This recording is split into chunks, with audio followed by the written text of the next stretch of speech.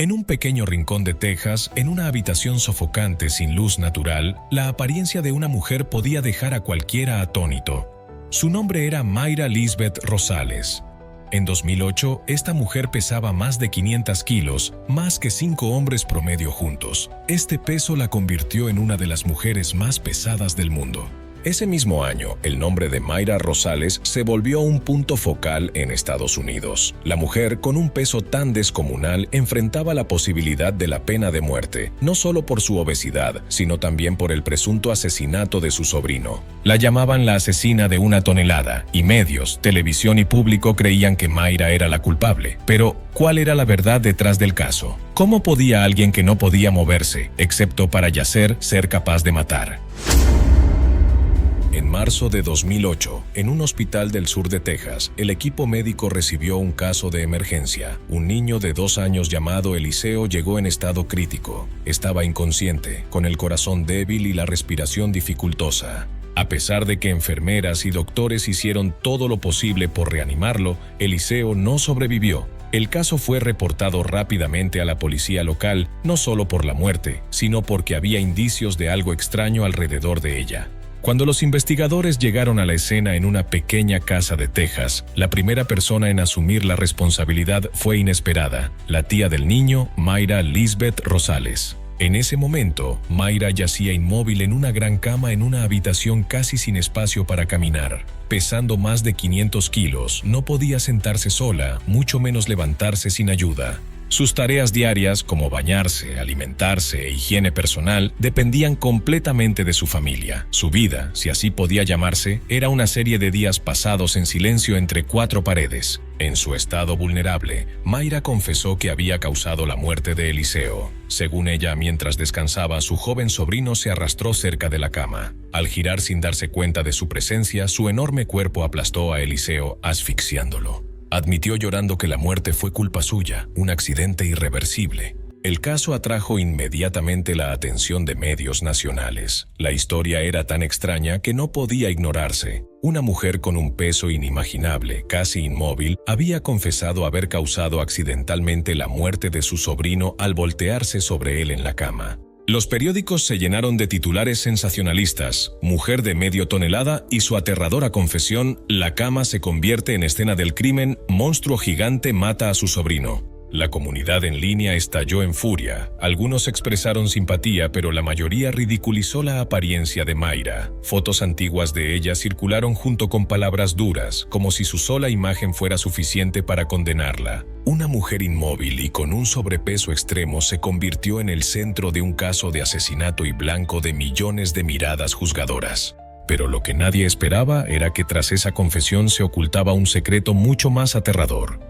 La policía pronto descubriría que Mayra no había dicho toda la verdad. Mayra Lisbeth Rosales nació en 1980 en Texas, en una numerosa familia mexicoamericana que vivía en circunstancias difíciles. Desde niña tuvo tendencia a aumentar de peso, algo que parecía inofensivo, pero que fue el inicio de una serie de tragedias. Mientras sus compañeros jugaban despreocupados, Mayra comenzó a pesar muchas libras más que ellos. Al crecer, su peso se volvió un obstáculo. Ya adulta, Mayra era una de las mujeres más pesadas del planeta, superando los 500 kilos. En sus 20 comenzó a tener dificultades para moverse. Sus pasos eran lentos y dolorosos, y cada intento de levantarse de la cama era un gran esfuerzo. Poco después, salir de la cama se volvió inimaginable. Fue diagnosticada con edema severo e hipotiroidismo, condiciones que hacían que su cuerpo acumulara fluidos y grasa sin control. Los tejidos blandos hinchados deformaban sus extremidades, su piel se estiraba y oscurecía en los pliegues, con algunas áreas desarrollando llagas por estar en la misma posición mucho tiempo. Su espalda y caderas parecían pegadas a la cama. Cada día, su familia tenía que ayudarla a moverse un poco para evitar úlceras por presión. Toda su higiene personal, desde comer, beber, bañarse, cambiar sábanas hasta la limpieza, dependía de otros. Su cama estaba especialmente diseñada para soportar muchas veces el peso promedio. A su lado, un gran ventilador funcionaba constantemente porque a menudo sentía dificultad para respirar, pues la grasa acumulada presionaba su pecho y pulmones, haciendo cada inhalación una lucha. Desde lejos, Mayra parecía una masa de carne inmóvil, sin forma clara salvo su rostro, que aún conservaba algunos rasgos suaves. Aunque rara vez sonreía por sus mejillas caídas y cuello grueso, sus ojos, la única parte no deformada, reflejaban resignación, cansancio y quizá una tristeza silenciosa que nadie veía. La opinión pública no necesitaba pruebas ni razones. Para ellos, la muerte de Eliseo y el cuerpo de más de 500 kilos de Mayra eran la acusación perfecta. La historia parecía dolorosamente lógica y desató rápidamente la ira pública. Los medios entraron en acción. Imágenes de Mayra Rosales, la mujer que pesaba más de medio tonelada, inmóvil en la enorme cama, aparecían repetidamente en noticieros, portadas de periódicos importantes y programas de fin de semana. La cámara se enfocaba en la gran cama en la pequeña y pobre habitación, donde cada rincón emanaba opresión y miseria. No solo se mencionaba la trágica muerte de Eliseo, sino también la enorme apariencia de la mujer, vista como causa directa. En redes sociales llovieron críticas no solo por sus acciones, sino también por su físico. La indignación pública se transformó en un torrente de burlas, convirtiendo a Mayra en símbolo de negligencia y un estilo de vida fuera de control. Para muchos, ella no era solo una mujer obesa, era la representación del fracaso para controlarse, una figura a la que la sociedad se sentía con derecho a condenar duramente. A medida que la noticia se difundía, también lo hacían los estereotipos. A ojos del público, Mayra estaba prácticamente condenada antes de que la investigación oficial siquiera comenzara. En medio de esa ola de acusaciones, una persona intervino en silencio, el abogado Sergio Valdés, asignado para defender a Mayra Rosales. La primera vez que Valdés entró a la habitación de Mayra, quedó abrumado. Frente a él había un cuarto pequeño, casi completamente ocupado por la enorme cama hospitalaria. Sobre ella, el cuerpo de Mayra parecía una masa hinchada, hundida entre las sábanas desordenadas. Al principio, Valdés pensó que ella estaba acostada sobre un montón de almohadas gruesas, pero poco a poco se dio cuenta de que gran parte de eso era en realidad el cuerpo de Mayra. Las capas de grasa formaban grandes protuberancias, estiradas y sin forma humana. Había tratado con muchos clientes obesos en su carrera, pero nunca había visto a alguien en esas condiciones. Su choque inicial pronto se tornó en una inquietud provocada por la confesión de Mayra. Ella afirmaba que accidentalmente se había volteado y aplastado a su sobrino mientras giraba en la cama. Eso parecía plausible, especialmente considerando la escena y el estado de Eliseo. Pero con su instinto y experiencia como abogado penalista, Valdés sintió que algo estaba mal. Los detalles que parecían tener sentido contradecían la realidad objetiva. Comenzó a pensar, una mujer que pesa más de 500 kilos, completamente inmóvil, que necesita ayuda para cambiar de posición cada día, ¿podría voltearse y aplastar a un niño que gateaba? Moverse solo unas pocas pulgadas requería 2 personas para asistirla. Entonces, ¿cómo una acción súbita pudo causar la muerte de un niño? Valdés se dio cuenta de que Mayra mentía, pero no para evadir la culpa, sino para cubrir a otra persona. Este fue el primer punto de inflexión en el caso. Poco después de su confesión, Mayra Lisbeth Rosales fue formalmente acusada de asesinato en primer grado. Para la fiscalía, era un caso especialmente grave, pues la víctima era muy joven. Con esa acusación, Mayra enfrentaba la pena máxima, la condena a muerte. Era un paradoja, una mujer que no podía salir de su cama era considerada una amenaza mortal para la sociedad. Las autoridades comenzaron el proceso de enjuiciamiento, sabiendo que si Mayra era sentenciada a muerte, Texas enfrentaría un desafío médico sin precedentes: ¿cómo ejecutarían a alguien que pesa más de medio tonelada? Sin embargo, en ese momento, nadie se preocupaba por esa pregunta. Todas las miradas estaban puestas en Mayra. Era vista como un monstruo, y la mayoría del público no tenía dudas. Pero, como en todo caso criminal, la verdad no puede decidirse solo por emociones o la opinión pública. Se ordenó inmediatamente un examen forense, realizado por médicos experimentados, y desde ahí todo comenzó a cambiar. En los primeros hallazgos preliminares, un detalle detuvo al equipo investigador en seco. Contrario a la declaración inicial, la causa de muerte no fue asfixia ni presión por aplastamiento. No había señales de costillas rotas, ni evidencia de que el pecho se hubiera comprimido lo suficiente para impedir la respiración. En cambio, el patólogo forense descubrió heridas graves en la cabeza. El cráneo de la víctima tenía fracturas claras, incluyendo grietas largas y hemorragia interna, indicativos de trauma por objeto contundente al golpear una superficie dura. La ubicación y el ángulo de las heridas sugerían que el niño fue golpeado por detrás con fuerza suficiente para causar la muerte. Esto no podía haber sido el resultado de un volteo accidental. Además, los expertos hallaron múltiples moretones antiguos dispersos en los brazos, espalda y piernas de Eliseo. Estas marcas no aparecieron al mismo tiempo que la lesión fatal, lo que indica que el niño había sido víctima de abuso físico repetido durante un periodo prolongado. Estas evidencias eran innegables. Eliseo fue víctima de un patrón de violencia doméstica, y el caso no fue un accidente ni una muerte no intencional, como se afirmó inicialmente. Cuando el informe de la autopsia llegó al departamento de policía, el caso entero dio un giro. La policía tuvo que hacerse la pregunta que antes habían pasado por alto. ¿Cómo podía una mujer que pesa más de medio tonelada, completamente inmóvil y sin poder moverse sola, tener la fuerza suficiente para fracturar el cráneo de la víctima? Fue en ese momento cuando el abogado defensor Sergio Valdés, que siempre había sospechado que su clienta ocultaba algo, comenzó a revisar el caso. Ya no era solo un abogado defendiendo a una mujer acusada, sino la única persona decidida a descubrir la verdad real. ¿Quién había lastimado a Eliseo? ¿Y por qué Mayra decidió asumir la culpa? Meses después de la muerte de Eliseo Jr., la justicia aún no podía determinar qué era verdad entre testimonios contradictorios. La opinión pública seguía dividida y las autoridades estaban estancadas, pues la acusada era una mujer con un cuerpo enorme. Para preparar el juicio de Mayra Rosales, las autoridades locales tuvieron que movilizar no solo fondos, sino también una infraestructura sin precedentes. Les tomó meses encontrar una sala de audiencias lo suficientemente grande para acomodar su enorme tamaño.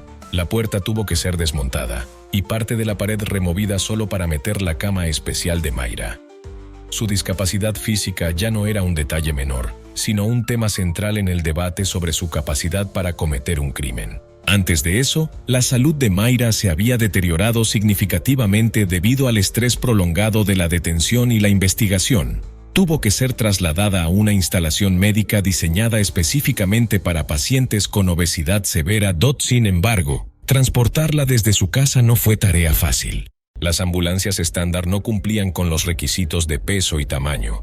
Finalmente, se envió un camión especializado, usualmente usado para transportar cadáveres. 10 hombres trabajaron juntos para levantarla de la cama que había moldeado su cuerpo durante años, solo para trasladarla unos pocos pasos al vehículo. En la instalación médica, la hinchazón severa en sus piernas hacía que su piel se tensara y doliera tanto que llegó a considerar amputarse para aliviar la carga. Los médicos tenían que drenar líquidos y eliminar grasa excedente constantemente, mientras las heridas por estar inmóvil empeoraban.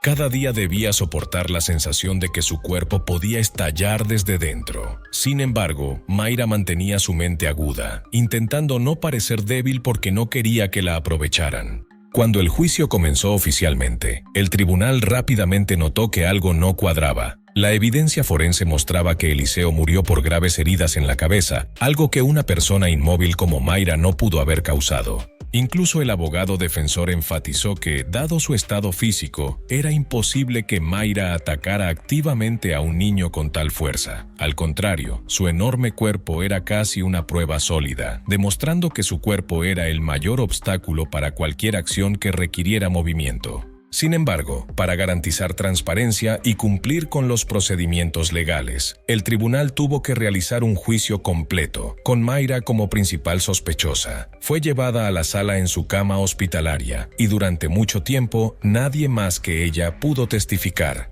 Pero cuando su testimonio se reveló, todo tomó un giro inesperado. Su hermana, Jaime Rosales, desapareció repentinamente, complicando aún más la situación. En ese momento, los fiscales comenzaron a sospechar que la hermana de Mayra podría estar involucrada en el caso. Las contradicciones se hicieron más evidentes. ¿Cómo podía una mujer postrada en cama, incapaz de comer o cuidarse, haber infligido heridas fatales a un niño? Esa pregunta se convirtió gradualmente en el punto central de la nueva investigación. Cuando se le volvió a interrogar a Mayra, comenzó a mostrar inconsistencias.